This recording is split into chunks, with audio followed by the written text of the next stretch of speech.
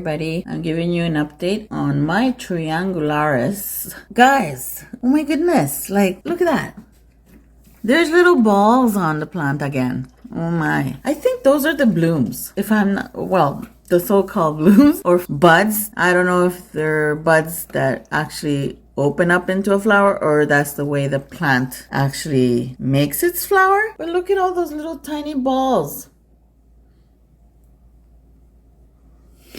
Look at that. There's little balls. I'm so excited to see it again. So I searched online and I can't find any stories on the plant, blooms or not, but it's dropping its leaves again. I repotted in new soil again and now it's dropping its leaves. It's getting yellow. It's getting a bit yellow. It's like it's going with the weather right now because soon we're gonna have cold.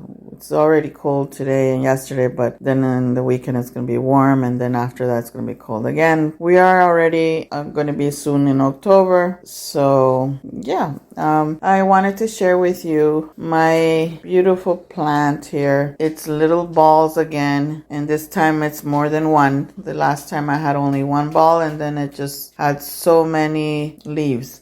Now, I don't know if that takes away a bit of the energy of the plant. I don't know if I should take them off. But as soon as the ball came off from the plant, the whole plant started getting full of leaves. Now, I'm not quite sure, but I'm going to keep an eye on this plant. I'm not really into wanting any bloom. From what I've seen in pictures, only little balls appear, but it doesn't mention about blooms or nothing or flowers on the Triangularis, the ficus. So I'm not keeping my hopes up. So apparently, I think that's all it does. It just makes little balls. Okay, just like the palm tree.